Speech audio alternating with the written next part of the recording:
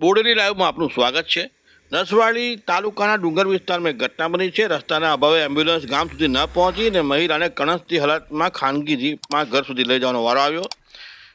એક તરફ દેશ વિશ્વ સ્તરે એઆઈ ટેકનોલોજીની સમિટ યોજી રહ્યું છે અને વિશ્વ સમક્ષ પોતાની છબી અંકિત કરવાનો પ્રયાસ કરી રહ્યું છે, ત્યારે ડિજિટલ ઇન્ડિયા અને આધુનિકતાના ડંકા વગાડવામાં આવી રહ્યા છે અને દેશને વિશ્વ સમક્ષ આધુનિક નવા ભારતની છબી અંકિત કરવાનો પ્રયાસ કરવામાં આવ્યો છે। ત્યારે ગુજરાતના છેવાડા જિલ્લા છોટાઉદેપુર નસવાડી તાલુકામાંથી વિકાસના જે આપણે સમગ્ર વિશ્વમાં જે છબી બતાવવામાં આવી રહી છે એનાથી વિપરીત અત્યંત કરુણ તસવીર સામે આવી છે।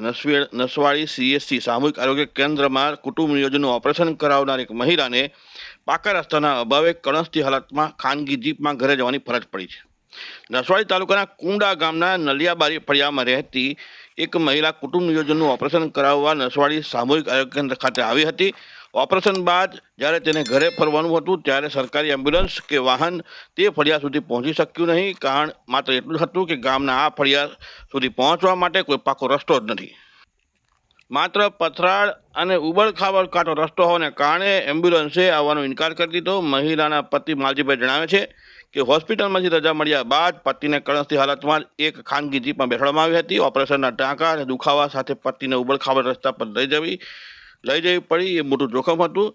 જે રસ્તે એમ્બ્યુલન્સ જેવું સુવિધાજનક વાહન ન જઈ શક્યું ત્યાં એક ખાનગી વાહનમાં પત્નીને લાવવી પડી, તે કેવી વાત કહેવાય। સ્થાનિક લોકોના જણાવ્યા અનુસાર સરકાર દ્વારા કાચા રસ્તાને પાકો બનાવવામાં અગાઉ 11 કરોડ રૂપિયાનું બજેટ મંજૂર કરવામાં આવ્યું છે, પરંતુ વહીવટી તંત્ર દ્વારા ટેન્ડર પ્રક્રિયા હજુ સુધી પૂર્ણ થઈ નથી।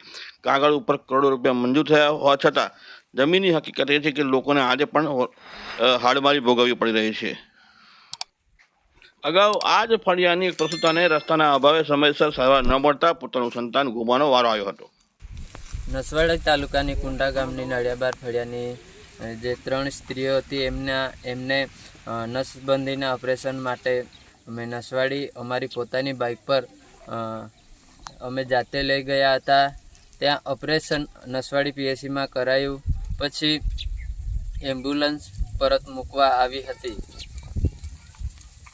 પરંતુ એક બેનને અમારા રોડ રસ્તાની નળિયાબારમાં રોડ રસ્તાની સુવિધા ન હોવાથી એક બેનને અમે ડાંણિયામાં ઉતારી એમની બેનની થઈ અને પછી બીજા બેન હતા એમને ઠેઠ નિશાણામાં ઉતારવામાં આવ્યા, કારણ કે અમારા નળિયાબારમાં રોડ રસ્તા નથી, એટલા માટે અમે જાતે ક્રુઝર ભાડે મંગાવીને અમે ક્રુઝરમાં બેસાડીને અમારા નળિયાબાર ફળિયામાં લઈ ગયા હતા। અને જે ત્રીજા બેન છે એમને અમે ઠેઠ અહીંયા ખેંદામાં લાવવા માટે મજબૂર બન્યા છે, કારણ કે આઝાદીના વર્ષો પછી અમારા કુંડાના નળિયાબાર ફળિયામાં હજુ સુધી રસ્તા બન્યા નથી।